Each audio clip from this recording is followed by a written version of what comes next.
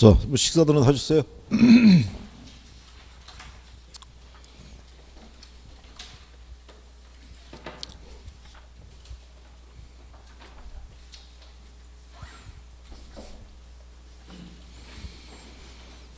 자, 지난번에 그 수혜량의 변화하고 수혜의 변화에 관한 유인에 대한 것까지 정리를 했어요.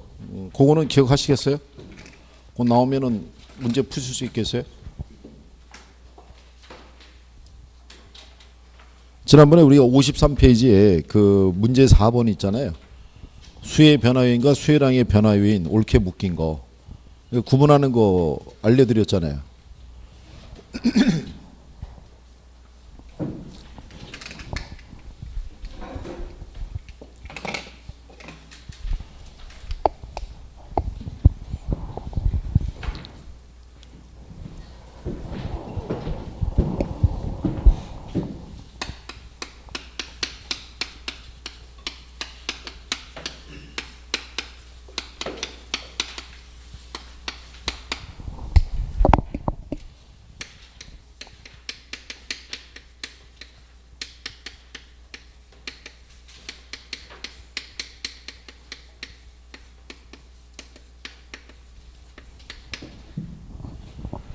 그러니까 수혜량의 변화를 가져다 주는 요인은 이거 하나밖에 없어요. 에? 이거 하나밖에. 그러면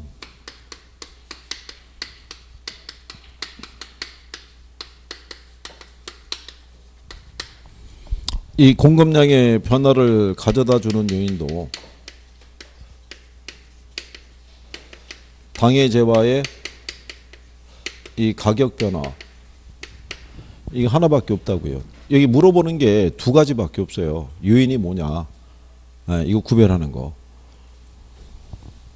그러니까 여러분들이 거기 53페이지 4번 보시면 아파트에 대한 수혜의 변화 요인과 수혜량의 변화 요인이 옳게 묶인 걸 물어봤잖아요. 그러면 수혜량의 변화를 주는 요인은 당해재와의 가격밖에 없잖아요. 아파트니까 아파트 가격밖에 없다고요. 그러니까 답이 3번이 되겠죠. 그렇잖아요. 요인만 물어봤을 때. 그리고 뒤로 넘기셔서 57페이지에 문제 9번 보시면 주택 공급 변화 요인과 공급량 변화 요인이 옳게 묶인 걸 물어봤잖아요. 그러니까 요인을 물어보면 주택이잖아요. 그러니까 주택 가격 하나밖에 없다는 얘기죠. 요인만 물어보면. 무슨 말인지 아시겠나요? 그러니까 요인을 물어보면 그냥 당해재와의 뭐만 찾으면 돼요. 가격. 아파트 그러면 아파트 가격 찾으시면 되고 주택 그러면 주택 가격만 찾으시면 되는 거예요. 그 요인이 그 하나밖에 없으니까. 그 다음에 이제 물어보는 게 뭐냐면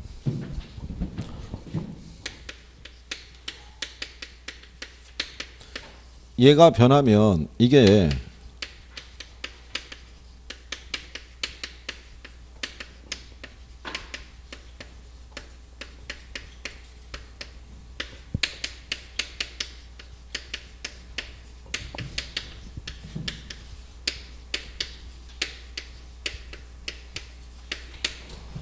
요거밖에 없다고요.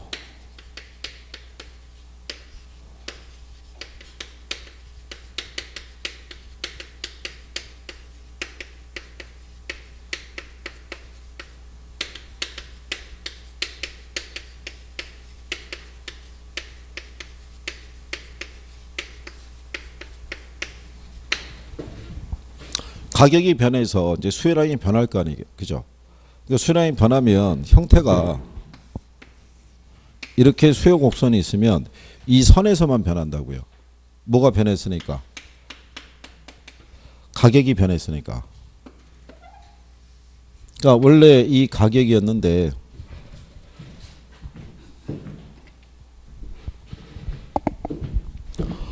이렇게 가격이 상승하면요. 이렇게 가격이 하락하면은 이렇게 변한다고 가정하시면 여기 있는 이 점에서 그죠? 이 점과 이 점으로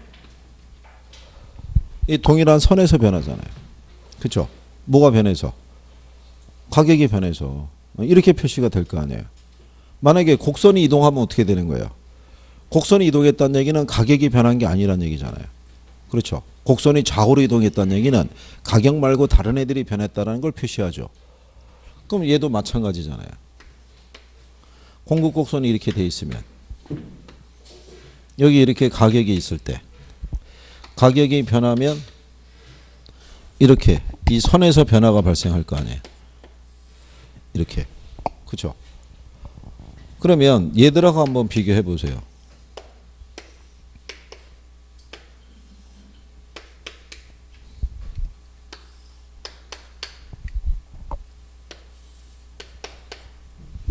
이렇게 돼 있다 그러면 가격은 그대로잖아요. 그대로인데 얘가 좌우로 움직였잖아요. 그러면 가격 말고 다른 애들이 변했다는 것을 표시해 주잖아요. 그렇죠. 그러니까 이거를 가지고 문장상에서 여러분들이 구별할 수 있으시면 되죠. 몇 페이지 가보시냐면요. 53페이지 가시면 하단에 자 수요와 수요량에 관한 설명으로 틀린 것을 물어봤어요. 그죠? 5번 문제. 그럼 거기 5번 지문에 가면 수요 곡선의 이동으로 인해 수요량이 변하는 경우에 이를 부동산 수요량의 변화라고 한다 이렇게 돼 있잖아요. 53페이지 53페이지 5번 지문에. 에? 그러면 수요 곡선의 이동으로도 뭐는 변해요? 얘는 변해요. 이 곡선에서의 이동으로도 뭐는 변해요? 수요량은 변하죠. 이렇게 변하는 거는 공급량의 변화. 그죠? 곡선이 이동해서 하는 건 그냥 수요의 변화.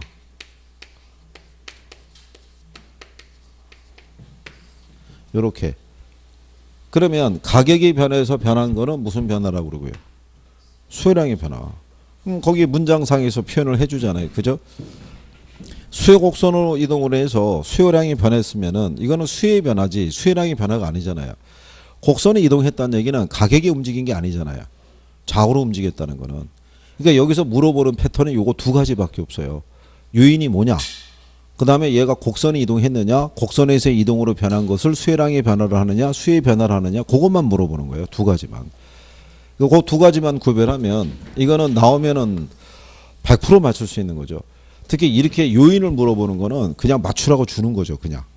하나밖에 없으니까. 그렇겠죠? 자, 이게 점심 드시고 이게 들어와서 3시 한 10분 정도가 되면 일단 아무 생각이 없어요. 조금씩. 그렇잖아요. 조금 있으면 이제 그분이 찾아오기 시작하고 그렇잖아요. 갑자기 막 이상한 생각이 들고 왜 내가 여기 앉아 있지? 뭐 이런 생각이 있죠. 그래도 뭐 어떻게 하겠어요. 그죠? 예? 그러니까 정리는 해 두셔야 되잖아요. 그래서 이제 올해 제발 합격해서 떠나셔야 되잖아요. 그죠? 여기 오래 머물고 있어봐야 도움이 하나도 없잖아요. 그죠? 조금만 더 해주시고. 그죠? 자, 그 다음에 56페이지 가시면 자, 거기 문제가 주어져 있을 때 6번하고 7번 있잖아요. 예. 이게 둘 다 기출인데 보시면 6번하고 7번이 있으면 6번이 쉬운 거예요. 7번이 조금 더 어려운 거고 항상 배열이 그렇다고 보시면 돼요. 왜냐하면 6번은 기역, 니은, 디귿, 리을, 미음을 주고 요 중에 올바른 거 고르라고 그랬잖아요. 그러니까 요거는 푸는 속도가 빠를 수가 있어요. 왜냐하면 일단 수요자의 실질소득 증가는 수요 증가를 유발하죠. 그렇잖아요. 그럼 기역은 일단 맞잖아요. 그럼 일단 기역이 들어가야 되는데 기역이 안 들어가 있는 2번하고 5번은 답이 아니잖아요. 예, 그러면 번호의 압축이 좀 빨라지거든요. 그렇죠? 그럼 거기서 보면 거래세가 인상이 되면 당연히 수요가 줄을 거 아니에요. 그럼 니은이 들어가 있는 3번도 아웃이죠. 그러면 1번하고 4번의 차이는 리을이잖아요. 리을. 그러면 가격 상승을 기대하게 되면 수요는 늘어요, 줄어요? 자, 수요자는 가격이 오를 거라고 예상이 되면 오르기 전에 사두는 게 유리하잖아요. 그렇죠? 그 순간에 걔가 답이라는 걸 알 수 있죠. 4번이. 리을이 들어가야 되니까. 리을이 안 들어간 애는 틀릴 거 아니에요. 1번은. 모두 고르라고 그랬잖아요. 문제가. 그렇겠죠? 그러면 여러분들이 연습을 해보셔야 되는 거죠.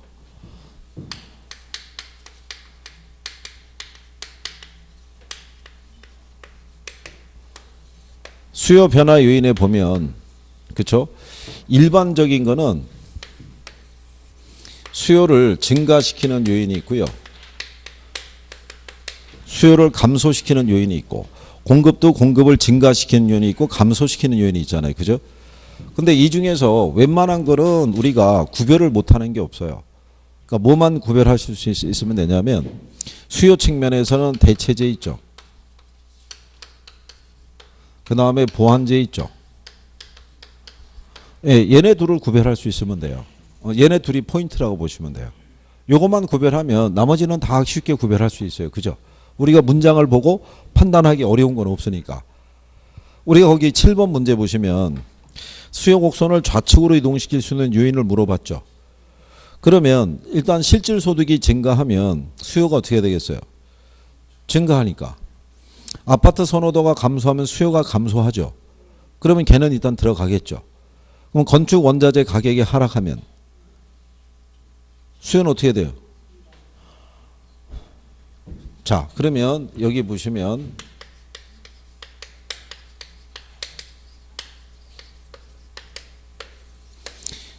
저희가 수업을 할 때 이 수요 변화 요인을 물어보잖아요. 수요 변화 요인을 물어보면 수요 측에서는 뭐가 제일 중요하다고 그랬어요? 여기서는 이게 제일 중요해요. 관련제의 가격 변화라고 그래서 대체제하고 뭐하고 보완제가 중요해요. 근데 공급 변화 요인에서는 뭐가 중요하다고 그랬어요? 공급 변화 요인에서는 이거 기술 수준하고 이 생산 요소 가격이 있죠. 이거 두 개가 중요하다고 그랬잖아요. 그죠? 그럼 여러분들이 거기 보면 건축 원자재 가격의 하락이라고 돼 있잖아요. 이거는 공급 측의 요인이지 수요 측의 요인이 아니겠죠. 그렇잖아요. 그러면 걔는 해당이 안 될 거 아니에요. 근데 이렇게 공급 측의 변화 요인을 수요 측의 요인에다가 하나 이렇게 쓱 끼워주는 거예요. 이게 착각하시라고. 그럼 걔는 배제시켜야 되고 사회적 인구가 감소하면 수요가 감소하겠죠. 아파트 대출 금리가 하락하면 수요가 늘어날 거 아니에요. 그럼 아파트 가격이 하락하면 어떻게 돼요?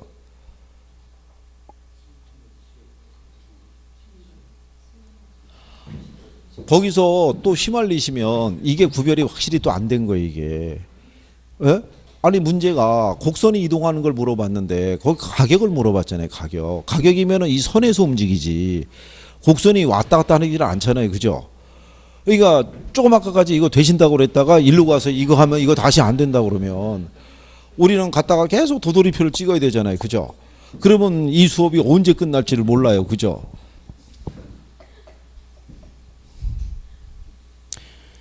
이라고 작년에 저기 세종인교에서 이거 6번에 끝내줬어요. 6번에 이거. 왜냐하면 진도를 나가는 것도 좋은데 자꾸 그러면은 이게 의미가 없잖아요. 의미가. 뭔가 그래도 이번에 해서 개선이 돼서 이런 패턴의 유형이 나오면 반드시 그거는 맞추는 게 이게 나와줘야지만 성적도 올라가고 기분도 좋으실 거 아니에요. 그렇잖아요.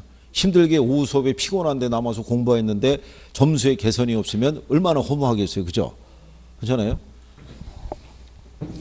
그러니까 자꾸 이제 그런 거를 자꾸 읽고 우리가 판단할 수 있는 것들이 조금만 이제 빨라지시면 돼요. 그것만. 그러니까 이제 이런 것들이 유인 지문으로 나온다는 거는 이제 확인하시겠죠. 이렇게 됐을 때. 그럴 때 이제 여기서 포인트로 주는 게 뭐냐면 거기 보면 대체주택 가격의 하락이라고 돼 있잖아요. 그렇죠? 대체주택 가격이 하락하면 아파트의 수요는 늘어요, 줄어요?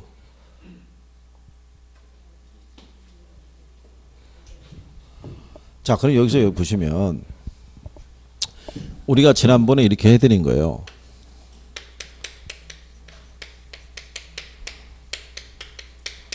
아파트 수요량에 영향을 줄 수 있는 애들이 아파트 가격이 변하면 아파트 수요량이 변하겠죠. 소득이 변하면 아파트 수요량이 변하겠죠. 빌라 가격이 변하면 아파트 수요량이 변하겠죠. 그렇잖아요. 그럼 한번 생각해 보세요. 빌라 가격이 상승했대요. 그러면 아파트 수요량은 어떻게 되겠어요? 늘어날 거 아니에요. 근데 빌라 가격이 하락하면 아파트 수요량은요? 줄어들 거 아니에요. 이게 지금 그 얘기잖아요. 아파트하고 대체주택의 가격이 하락했다는 거잖아요. 대신 소비할 수 있는. 그러면 당연히 아파트의 수요량은 어떻게 돼요? 줄어들 거 아니에요. 그러니까 여기서 이제 출제자들이 함정을 파놓은 게 아파트 가격의 하락하고요. 건축 원자재 가격의 하락 있죠. 그거하고 이제 대체주택의 가격의 하락. 요게 이제 가장 보편적으로 이제 유인하는 지문들이에요. 근데 그거 구별할 수 있으시면 돼요. 그렇게. 그래서 요것만 이제 인식할 수 있으면. 그죠? 그러면 대체재 보완재 관계는 우리가 구별할 수 있는 거예요. 이거를. 이런 식의 표현으로 하면, 이렇게 하면 이해하시겠나요? 그 문제가 물어본 게 아파트하고 대체 관계에 있는 주택 가격이 하락했으면 아파트의 소비가 줄을 거 아니에요. 그렇죠? 예, 그 변화만 조금 이해할 수 있으시면 돼요. 제가 분명히 그때 말씀드린 게 중간에 가다가 테스트 한번 할 수 있다고 하지 않았나요? 그렇죠? 그래서 이제 한번 지난주에 최천이 없었나? 이수호. 맞다. 나한테 하다 갔고. 이천이는 없었나? 그치? 없어가지고, 그래요. 시험 보기로 해서, 이천여. 무슨 말인지? 문제가 준비가 돼 있어요. 진도가 나가면 한번 해보는 거예요. 그죠? 지금 많이 참고 있는 거예요. 물어봐야 되는데, 참고 있는 거예요. 참고. 이건 지금 패턴이 이렇게 돼 있어서, 이거 지금 좀 애매하지만, 어쨌든 간에 다 물어봐야 돼, 이거. 자, 그러면 여러분들이 이거 가지고 이제 연습을 할 수 있는 부분이 있죠. 예? 예, 그런 게 이제 어디에 주어지냐면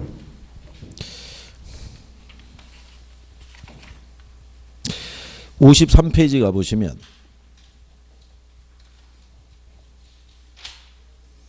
53페이지 가면 문제 4번 있죠. 4번.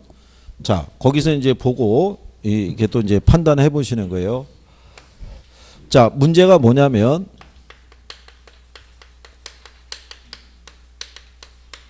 아파트 수요 곡선을 자, 좌측으로 이동할 때 자, 거기 보시면 자, 박스가 있다고 이렇게 보시고요.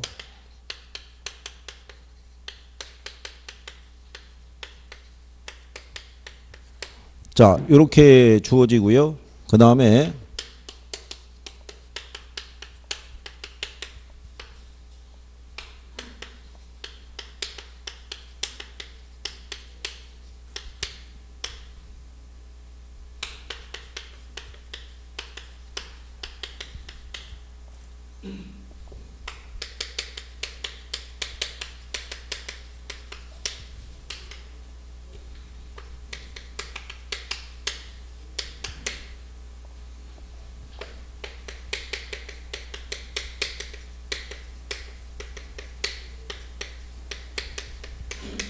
뭐 이런 거 준 다음에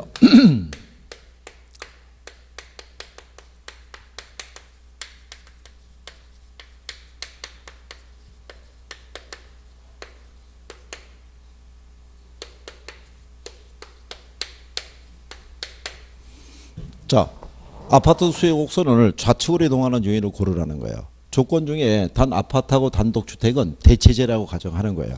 그죠? 그러면 자, 단독주택 가격이 하락했대요. 그럼 아파트 수요 곡선은 어느 쪽으로 가요? 이게 보고 대답이 탁탁탁 나와줘야 돼요. 에? 네. 어떻게 돼요? 아파트 수요는 어느 쪽으로 가요? 우측으로 가요? 좌측으로 가요? 이게 좌측으로 가야겠죠. 지금 우리가 지금 한 거잖아요. 아파트와 대체주택 가격이 하락하니까 아파트 수요가 어떻게 돼요? 감소했잖아요. 근데 여기다 지금 명칭을 해줬잖아요. 아파트와 단독주택이 무슨 재라고? 대체재라고 아예 해줬잖아요. 그러니까는 단독주택 가격이 하락하면 얘 소비는 늘지만 얘 소비는 줄어들 거 아니에요. 그러니까 여기다 이렇게 넣은 거나 똑같죠. 빌라 가격이 아니라 무슨 주택 가격이? 단독주택 가격이 뭐 했다는 거예요? 하락. 그럼 아파트 수요는 어떻게 돼요? 줄어들 거 아니에요. 그렇게 표현한 거죠. 가구수가 감소하면 수요는 감소할 거야. 택지 공급이 증가하면 이건 공급이 늘어나는 요인이니까 해당이 안 될 거고, 이자율이 하락하면 수요는 늘어날 거니까 안 될 거고, 소득순이 증가하면 늘어나니까 안 될 거 아니에요. 인구가 증가하면 늘어나니까 안 될 거 아니에요. 아파트 건축비가 하락하면 이건 공급이 늘어난 요인이니까 안 될 거 아니에요. 그러니까 이렇게 보면서 바로바로 판단할 수 있어야지만. 그렇죠? 그래서 1분 안에 빨리 풀고 답을 찾을 수가 있죠. 무슨 말인지 아시겠나요? 그런 연습이 조금 잘 되게 계시면 돼요. 근데 그 안에서 지금 해보셨지만 답으로 유도할 수 있는 거는 수요 측면에서는 대체재 보완제를 집어넣는 거나 가격을 집어넣고 곡선이 이동하는 거를 유도하거나 아니면 공급을 넣어놓고 이게 수요 측의 요인인 것처럼 유도하거나 요 중에 하나란 말이죠. 그것만 잘 선별할 수 있으시면 되죠. 그러면 이제 보면서 이제 여러분들이 빨리빨리 판단할 수 있으시죠. 그렇잖아요. 훈련이 되면. 틀림없이 이거 테스트할 때 문제로 나올 것 같지 않나요? 그렇죠. 당연히 나오겠죠. 예, 박스에서 한 10개 집어넣고 그중에 맞는 거 몇 개냐고 물어보겠죠. 그런 것만 이제 조금 인식하시면은 이렇게 이제 움직이는 것들을 우리가 이제 확인할 수가 있죠. 그렇죠. 그래서 그런 내용 정도 정리하시면 되고요. 그 다음에 묶어서 이제 우리가 정리할 때 거기 그 8번 문제 같은 경우는 그냥 간단하게 준 거죠. 8번은. 다만 이제 표현상에서 이렇게 이제 쓸 수도 있다는 거죠. 지역지구제와 같은 부동산 정책을 통해서 공급을 조절할 수 있다 이렇게 해놨죠. 그렇죠? 그럼 여러분들이 보시다시피 그린벨트로 묶었던 지역을 풀어줄 수 있죠. 해제. 그럼 공급을 늘리는 효과를 가져올 수 있잖아요. 예. 근데 이게 원래 택지였는데 또 그린벨트로 묶어버리면 반대 효과가 나타날 수가 있죠. 그러니까 지역지구제를 통해서는 공급을 이렇게 조절할 수 있다 이렇게 생각하시면 되겠고 예상 인플레보다 실제 인플레이션이 높으면 실질적인 임대 수입이 줄어들겠죠. 돈의 가치가 떨어지니까. 그 다음에 잘 쓰는 표현 중에 하나가 노동자 임금이나 시멘트 가격 같은 생산 요소 가격이 있죠. 예, 생산 요소 가격이 하락하면 공급이 늘리는 효과가 되겠죠. 그리고 토지 가격의 상승은 주택 공급을 감소시키는 요인이 되겠죠. 택지 취득비용이 비싸지니까 공급이 줄어들겠죠. 뭐 가볍게 이제 기준금리가 하락하면 이자 비용이 감소시키니까 공급자의 수익이 늘어나는 요인이잖아요. 근데 감소한다 그랬으니까 틀렸을 거 아니겠어요? 답은 그냥 확실하게 준 거죠. 그렇죠? 이런 정도의 난이도라 그러면 푸실 수 있어야겠죠. 그렇죠? 근데 혹시 꼭 똑같지는 않은데요. 지문이 만약에 이게 두 줄씩 들어가 있는 애들이 한 3개 이상이 되면 1번부터 푸는 것보다는 5번부터 푸는 게 나을 수도 있어요. 5번을 풀어보고 5번하고 4번까지 풀어보고 1번으로 넘어가는 건 방법이죠. 왜냐하면 출제자들이 답은 간단하게 주는데 읽으면서 내려올 때 시간을 뺏기 위해서 지문을 위에서 길게 주고 밑에는 간결하게 줄 때가 있어요. 그게. 근데 그것도 어떻게 보면 시험 운인 거죠. 시험장에서는 아무런 생각이 안 나요. 무슨 해야 돼? 예, 끝나면 생각이 나요. 운동장 걸어 나오면서 맞아. 그때 그렇게 하라고 그랬는데 이미 근데 답지 다 냈잖아요. 그러니까 평상시에 뭐가 많이 돼 있어야 돼요. 훈련이 많이 돼 있어야 돼요. 많이 풀어보시고. 그죠? 그래서 나중에 아까 제가 얘기한 것처럼 이게 감각적으로 이게 답이 갈 수 있게끔. 실전에 가서 이제 해보시면은 시간이 많이 부족하다는 걸 빡빡하다는 걸 느끼실 거예요. 이게 뭐 몇 번씩 읽는다는 거는 있을 수가 없는 거예요. 그죠? 자, 그 다음에 60페이지 한번 가보시게 되면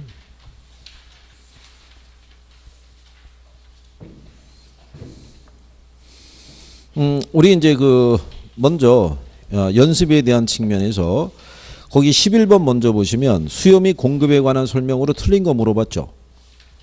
11번 60페이지 찾으셨나요? 예. 5번 지문에 가면 자 부동산 수요자의 소득이 변해서 동일 가격 수준에서 부동산 수요 곡선이 이동하였다면 이를 부동산 수요의 변화라 한다. 어때요? 여기 칠판이잖아요. 칠판. 동일한 임대료 수준에서 뭐가 이동했다는 거예요. 소득이 변해서 얘가 이동한 거잖아요. 그렇죠? 그러니까 이쪽으로 갔다는 얘기는 소득이 뭐 했다는 거야. 증가해서. 이쪽으로 갔다는 얘기는 소득이 감소해서. 이렇게 곡선이 이동한 거는 수요의 변화. 예. 가격이 변해서 이렇게 곡선에서 이동이 발생한 거는 수요량의 변화. 그렇죠? 그러니까 물어보는 패턴이 두 가지라고 그랬잖아요. 예, 그거 잘 인식하셔서 그런 유형의 문제가 나오면 반드시 맞추실 수가 있으셔야 돼요. 그렇겠죠? 예. 그 다음에 이제 위에 10번을 가시게 되면 자, 거기 수요 및 공급에 관한 설명으로 틀린 걸 물어봤을 때 1번에 가면 아파트와 단독주택의 관계가 대체제라고 가정할 때 아파트의 가격이 상승하면 단독주택의 수요가 증가하고 단독주택 가격은 상승한다. 맞는 표현이겠죠. 아파트의 가격이 상승하면 자, 이건 나중에 이제 대체제, 보완제 이거 구별해 드릴 때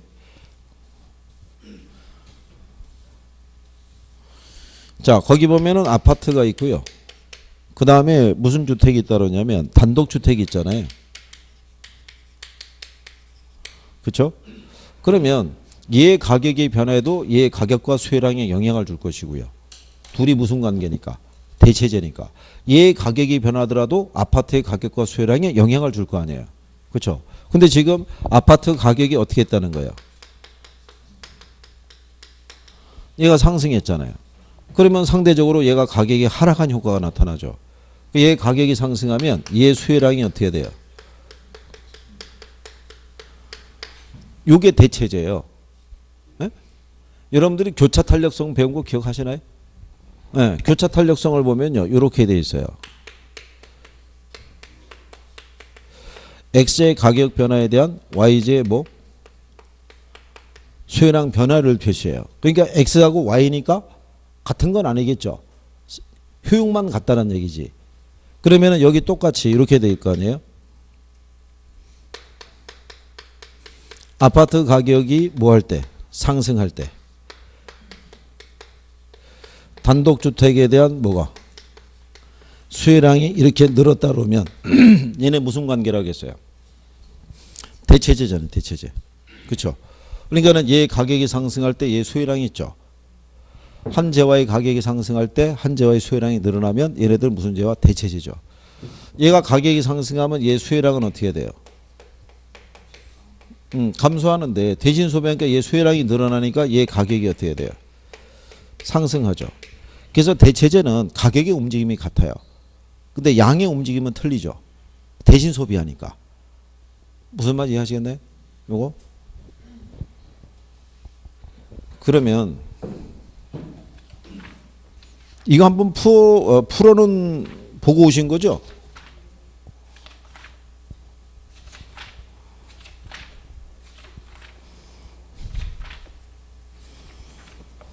자, 82페이지 가보세요. 82페이지.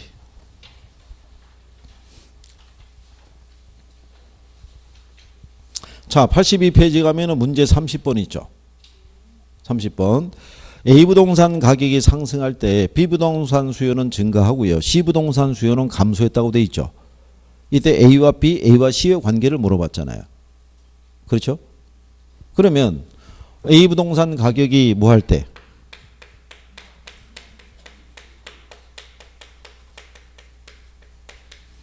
B부동산 수요가 어떻게 됐다는 거예요?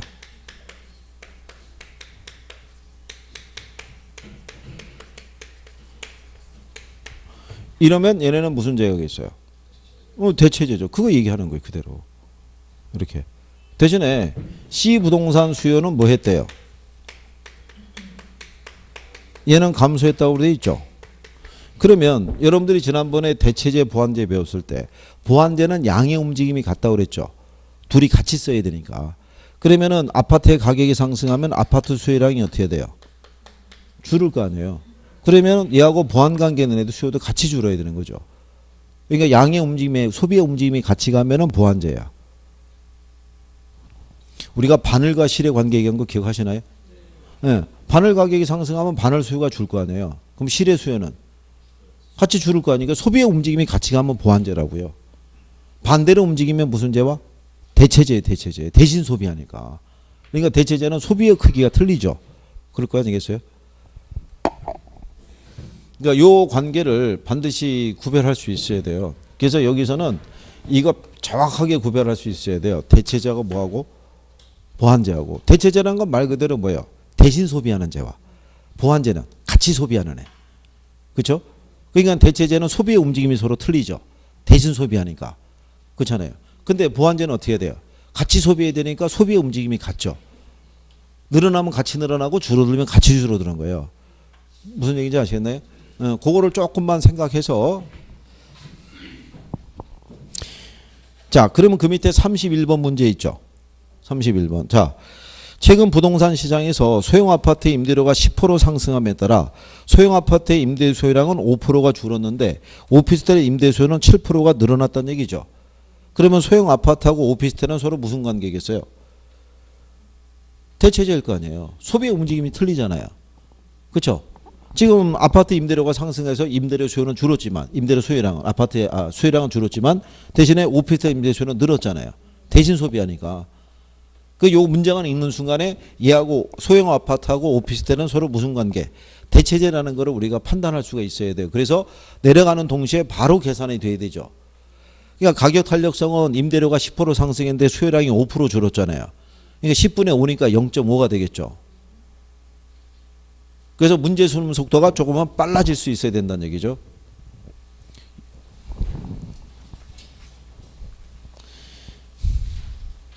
자꾸 하시면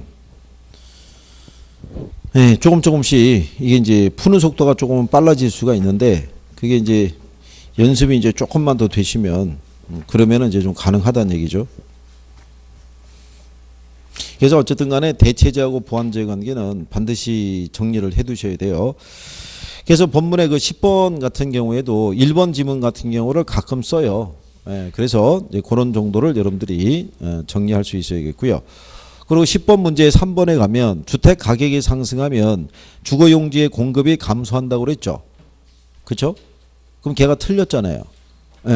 그럼 여러분들이 생각하면 이렇잖아요. 공급법칙 기억하시죠? 가격과 공급량은 무슨 관계? 비례 관계. 가격이 상승하면 공급량은 어떻게 해야 돼요? 늘어야겠죠. 그러면 주거용지의 공급이 늘어날 거 아니에요. 공급을 늘려야 되니까. 무슨 말인지 아시겠네? 그래서 그게 잘못되어 있다 이런 얘기고요. 4번 지문 같은 경우는요. 이거는 그냥 유인 지문인데 완전 경쟁 시장에서의 공급량이 있죠. 한계 비용 곡선이 가격 곡선과 일치하는 지점에서 결정이 된다라고 되어 있잖아요. 완전 경쟁 시장에서의 균형 조건은요.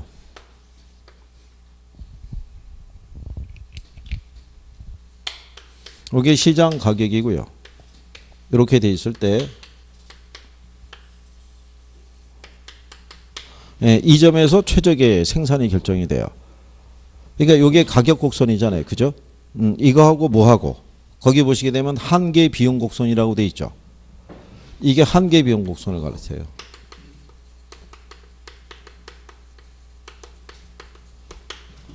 얘하고 가격하고 만나는 점이 있죠. 요거는 평균 비용 곡선을 가리켜요. 그렇죠? 자, 우리가 생산을 하게 되면요. 한 단위 더 추가로 생산할 때마다 뭐는 증가하겠어요? 생산비가 늘어날 거 아니에요. 늘어나는 생산비와 시장 가격하고요. 그 다음에 생산을 하면 할수록 단위당 생산 원가는 어떻게 돼요? 줄어들 거 아니에요. 이게 같아지는 점에서 최적의 생산이 결정이 돼요. 그래서 가끔 이 한계 비용 곡선 또는 평균 비용 곡선에서 한번 물어볼 때가 있어요. 물어볼 때가. 그래서 이제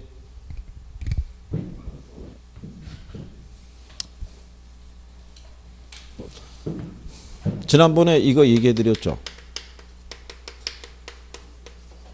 이 평균 비용이라는 게 단위당 생산 원가라고 그랬죠. 이거 한번 시키면 또 많이 가겠는데요.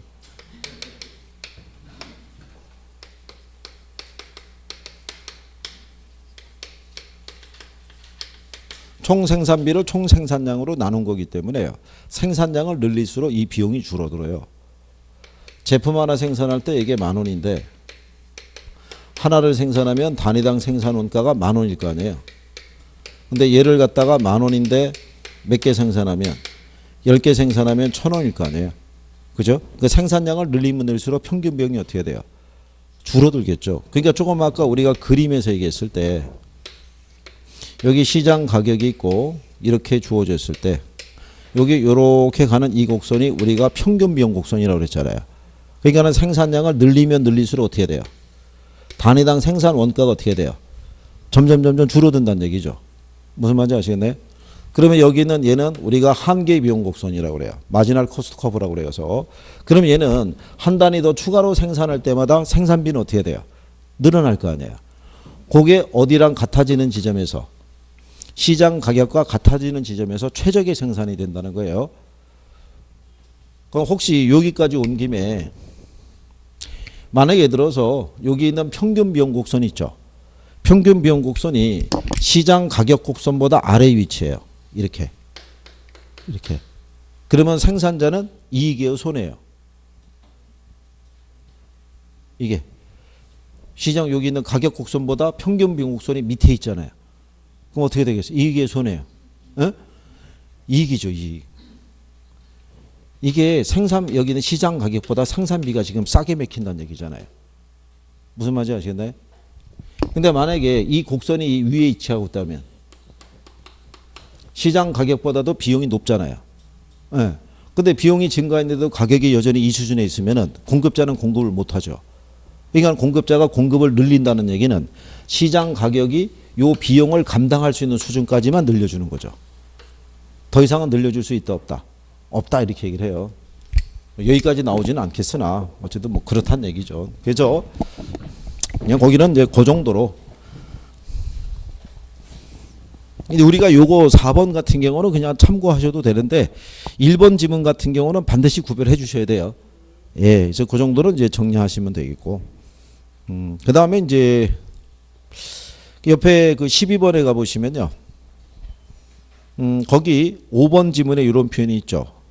주택의 공급 규모가 커지면 규모의 경제로 인해서 생산 단가가 낮아서 건설 비용을 절감할 수 있다는 것 있죠. 예, 그게 지금 설명한 거예요. 그 규모의 경제라는 게 평균 비용이 감소하는 거예요. 그러니까 생산을 늘릴수록 단위당 생산 원가가 줄어드는 거예요. 그러면 건설사 입장에서 보면 생산 단가가 낮아진 거잖아요. 그러니까 건설 비용을 그만큼 뭐 할 수 있다? 절감할 수 있다는 얘기죠. 그러니까 하나 생산하는 것보다는 10개 생산할 때가 10개 생산할 때보다는 100개 생산할 때가 단가가 점점점 싸진다는 얘기죠. 그렇죠? 예, 그 문장 표현을 얘기해 준 거예요. 그 다음에 4번 지문에 보면 공공임대주택의 공급은 주택시장에 정부가 개입하는 사례라고 할 수 있죠. 이게 직접 개입이에요? 간접 개입이에요?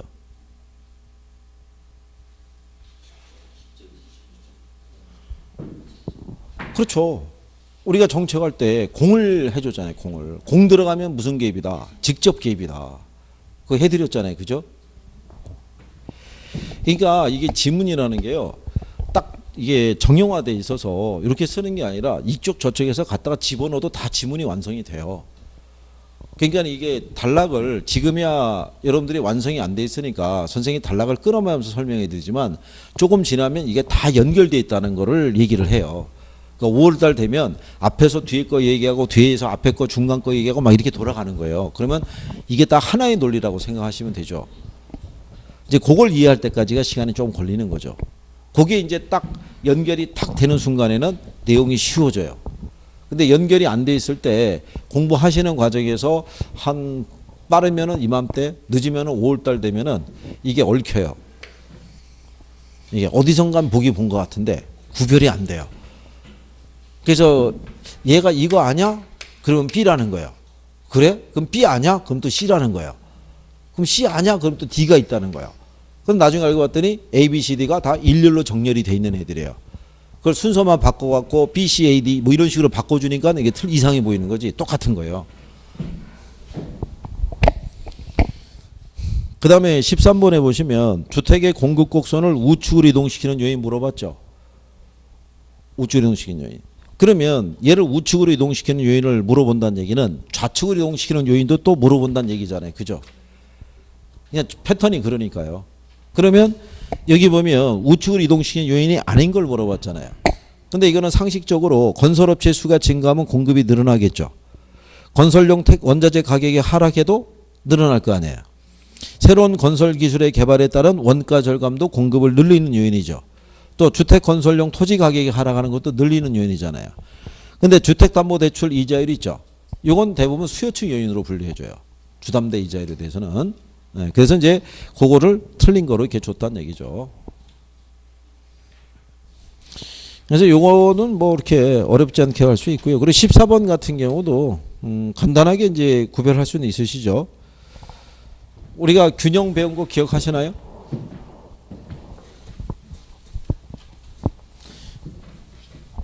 근데 왜 저희가 이 앞에서 경제 원리 필요로 하냐면 균형에 대한 논리가 뒤에서 나오잖아요.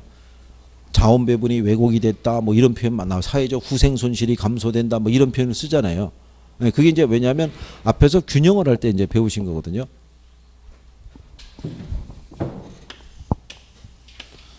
이렇게 시장 전체의 수요 곡선과 공급 곡선이 교차하는 게 균형이고 여기서 결정된 가격이 균형 가격, 균형 거래량이라고 그랬을 때요.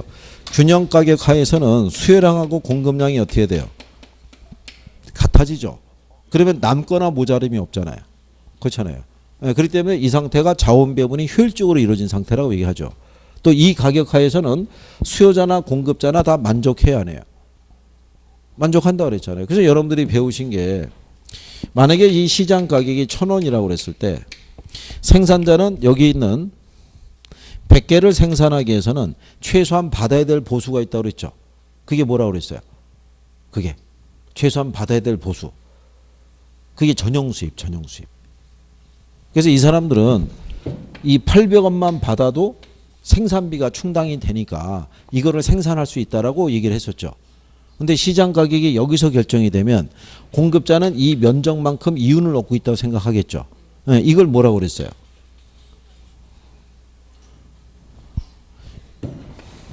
이거를 생산자 잉여이자 이걸 경제지대라고 해드렸죠. 지대론 할 때 파레토 지대 이거 하면서 그죠? 그러면 수요자는 이 정도 가격까지는 지불할 의사가 있었는데 여기서 가격이 결정이 되면 소비자는 이만큼 이윤을 얻고 있다고 생각하겠죠. 이걸 우리가 소비자 잉여라고 그래요. 요거 두 개를 합쳐서 이걸 사회적 총잉여라고 그래요. 이렇게. 그러면 사회에서는 이 크기만큼에 대한 뭐를 얻고 있다? 이윤을 얻고 있다고 생각할 거 아니에요. 그죠? 근데 아까 여러분들이 조세 배우셨죠? 조세. 조세를 우리가 만약에 공급자에게 조세를 부과하면 공급 곡선이 이렇게 상방 이동하죠. 그래서 조세 부과되는 게서 거래량이 어떻게 돼요? 이게 줄어들 거 아니에요. 줄어들게 됨에 따라서 자 소비자가 종전보다 지불하고자 하는 가격은 높아진 거죠. 그러면 소비자 잉여가 줄죠. 그렇잖아요. 그리고 또 공급자의 실제 수익은 어떻게 돼요? 요거 받고 팔아서 세금 내야 되잖아요. 그러면 공급자가 받는 수입도 어떻게 돼요? 줄어들잖아요. 그러면서 거래량이 줄어듦에 따라 요만큼의 뭐가 발생한다? 사회적 후생 손실이 발생한다고 얘기하는 거죠. 정부의 개입 이전에는 이 면적 크기만큼의 이윤이 있었는데 조세가 부과됨에 따라서 거래량이 어떻게 돼요? 줄어들고 거기에 따른 사회적 총잉여가 줄어들잖아요. 그래서 사회적 후생 손실이 발생한다고 얘기를 해요. 용어상에서. 그래서 그거는 조세 부과로도 발생할 수가 있고요. 임대료 규제라든가 가격 통제를 통해서도 발생할 수 있죠. 가격을 통제하게 되면 공급량이 줄잖아요. 아까 이렇게 해보신 거죠. 이 수준이었는데 정부가 이렇게 통제하죠. 이거 이상 받으면 안 된다고. 그러면 뭐는 늘어나요? 수혜량은. 근데 뭐는 줄어들어요? 공급량은 줄어들잖아요. 그럼 실제 시장에서는 요거 갖고 거래하죠. 수요는 늘어도 공급된 게 이거밖에 없으니까. 그럼 원래보다는 거래될 수 있는 양이 어떻게 돼요? 줄어들잖아요. 줄어들잖아요. 그런 변화가 유발이 되죠. 자, 어쨌든 뭐 거기까지 뭐 간 김에 한번 얘기해 보신 거고요. 그래서 거기 나와 있는 내용에서요. 그 14번에 보면 균형 임대료하고 균형 거래량 물어봤죠. 그러면 균형 임대료 하에서는 뭐하고 뭐가 같아요? 수요량하고 공급량이 같아져야 되잖아요. 두 개의 수치가 같은 거 찾으시면 되죠. 그럼 수요량 80, 공급량 80. 그러면 임대료가 얼마예요? 6만 원. 그러니까 아주 쉽게 준 거잖아요. 그냥 그거 찾아가서 맞추라고.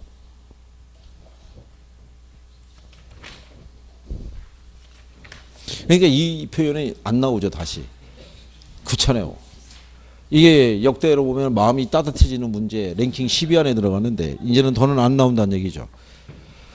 자, 그러면 이제 뒤로 넘어가셔서 우리가 이제 15번서부터 균형에 대해서 이제 본격적으로 알아보시는데, 자, 지난번에 우리가 균형을 들어갈 때 꼭 기억하실 거는 균형 상태에서 초과 수요 상태가 발생하잖아요.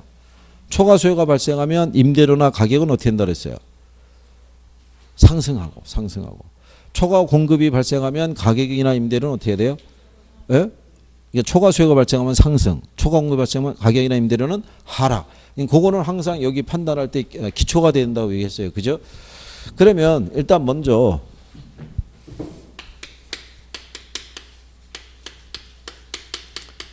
균형 가격과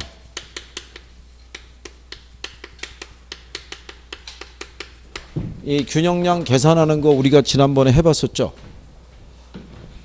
기억하시나요? 자, 거기 문제 먼저 18번에 있는 거는 안 하셔도 된다고 그랬죠? 이거 푸는 요령 알려줬죠? 18번에. 어떤 부동산에 대한 시장 수요 함수가 100-4QD가 주어져 있을 때 이 시장의 수요자는 모두 동일한 개별 수요 함수를 갖는다. 이 시장의 수요자의 수가 2배로 된다면 새로운 시장 수요 함수는 이렇게 돼 있잖아요. 새로운 시장 수요량은 QM으로 표기하며 이렇게 돼 있잖아요. 이건 시험에 나올 일이 없어요. 이렇게 됐을 때 얘가 몇 배로 늘어났다는 거예요? 2배. 그럼 어떻게 하면 된다 그랬어요? 이거 나누기 2 하면 된다 그랬잖아요.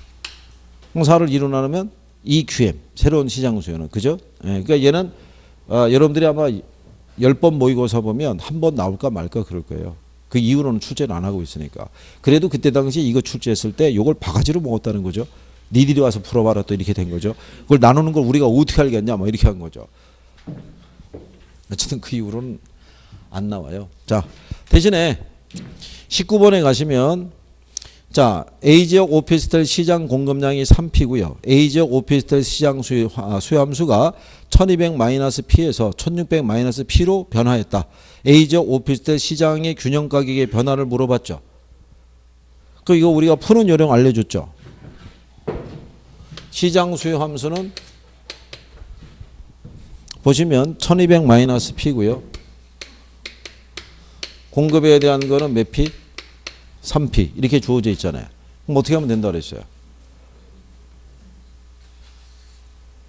어떻게? 우리 여기 이렇게 가격 들어가 있는 애, 부호 들어가 있는 애 있죠? 얘들은 어떻게 하면 된다 그랬어요? 얘들은 더하면 돼요. 여기 상수 숫자 나오면 걔는 빼면 되고. 그러니까 여기는 그냥 여기 또 하나의 상수가 없잖아요. 그러니까 얘는 그냥 1200이 몇 P? 4P죠. 이거 더하면 되니까. 그렇잖아요. 그러면 P가 4를 나누라는 얘기잖아요. 그럼 얘가 얼마겠어요? 300이잖아요. 근데 1200-P가 얼마로 바뀌었다는 거예요? 1600-P. 그럼 1600-P가 몇 P라는 거예요? 3P. 그러면 더하면 몇 P? 4P가 얼마? 그러면 4를 나누라는 얘기잖아요. 그럼 P는 얼마? 그러면 가격은 100. 그럼 4비 4번에 100 상승 이렇게 되겠죠. 그죠? 300에서 400으로 늘었으니까. 그러니까 이거는 그냥 암산으로 할 수 있는 수준이겠죠. 식을 정리할 필요가 없겠죠. 원칙적으로는 요 등호가 있으면 등호를 넘어가면은 뭐가 바뀌는 거예요? 부호가 바뀌죠. 얘가 마이너스 P니까 넘어가니까 플러스로 바뀌는 거죠. 무슨 말인지 아시겠나요? 그러니까는 3P 플러스 P니까 4P가 나온다는 얘기죠. 그러니까 그렇게. 그러면 69페이지 가보세요.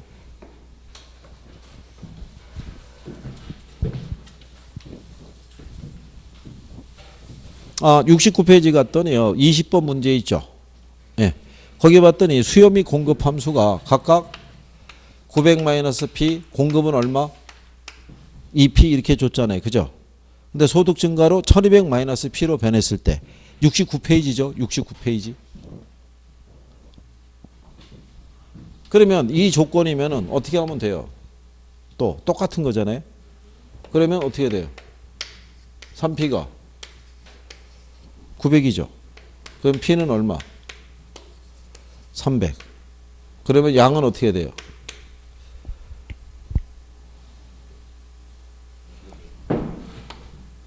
그럼 600 나오겠죠. 600. 여기 요 P가 300이라고 구했잖아요. 여기다 300을 대입하면 되죠. 그럼 900에다 300을 빼면 600이잖아요. 2 곱하기 300은 600이잖아요.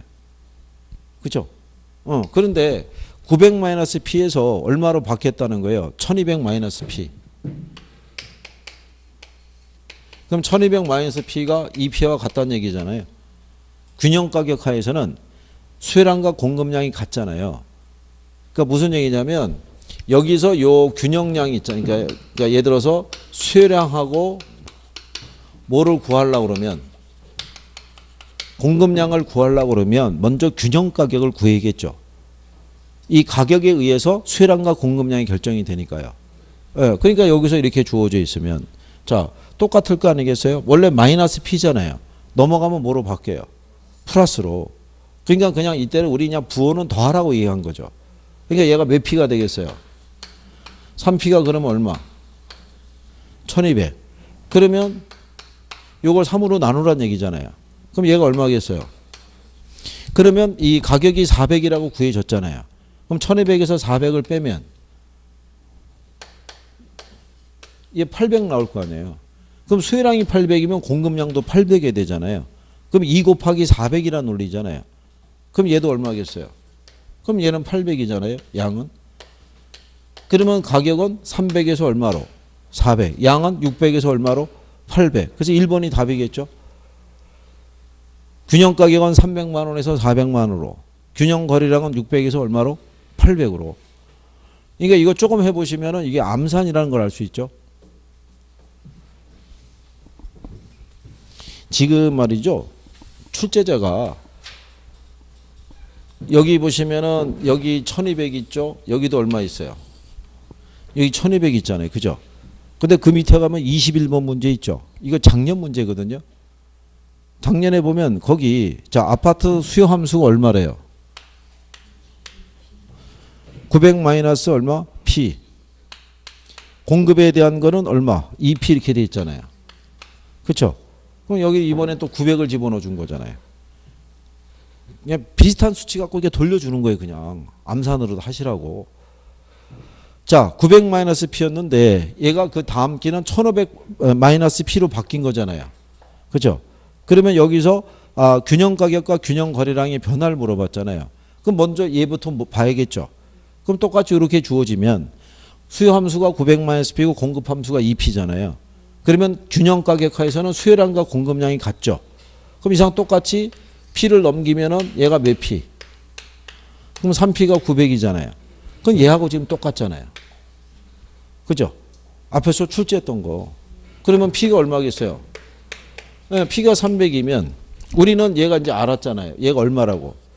300이라고. 그럼 900에서 300을 빼면 600이잖아요. 그럼 수혜량이 600이라는 건 공급량도 600이 돼야 되죠. 2 곱하기 300 하면 600이죠. 그러면 얘가 얼마겠어요? 600.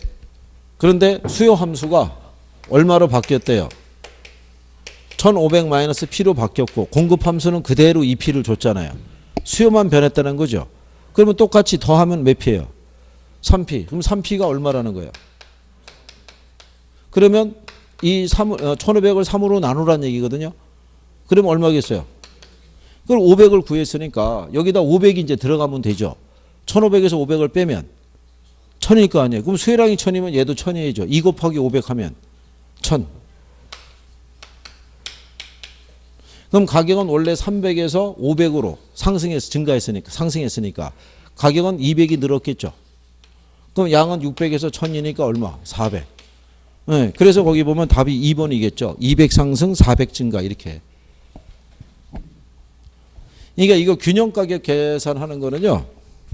1분 안에 풀게끔 배열을 해서 주는 거예요. 그냥. 이렇게 해야지만 계산기도 쓰지 않고 암산으로 할 수 있는 거잖아요.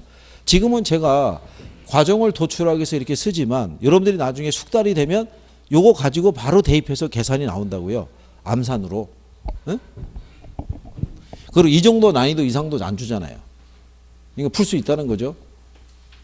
근데 힘드신가요? 만약에 힘들면 손가락을 이렇게 흔들어 보세요.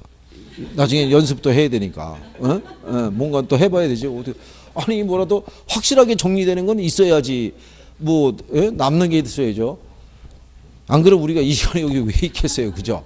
저희도 차라리 쉬는 게 난데 그렇지 않겠어요? 자, 그래서 균형 가격과 균형 거래량 하는 건 이제 해봤어요. 그래서 여기서 물어보는 포인트는 이거예요. 이거 계산하는 게 하나 있고요. 균형의 이동을 물어보는 게 있죠. 공급은 불변인데 수요가 증가했거나 감소했거나, 그죠? 아니면 수요가 공급이 동시에 변하거나, 그죠? 그 패턴은 이제 또 정리가 되면 여기는 또 끝나는 거예요. 그러면 이제 여기서는 문제가 나면 우리가 또 100% 맞출 수 있어요. 그래서 거기를 정복을 하고 탄력성에 대한 또 몇 가지 개념을 잘 정리하면 경제에서 나오면 웬만한 건 다 맞출 수 있는 거예요. 경제에서. 그리고 이제 뒤로 넘어가서 자꾸 그런 식으로 계산하시게 되면 모의고사 보면 웬만하면 기본 이상 점수가 나올 거예요. 자, 일단 여기 하셨고 잠깐 쉬었다가 15번서부터 또 해보시죠. 64페이지 잠깐 쉬었다가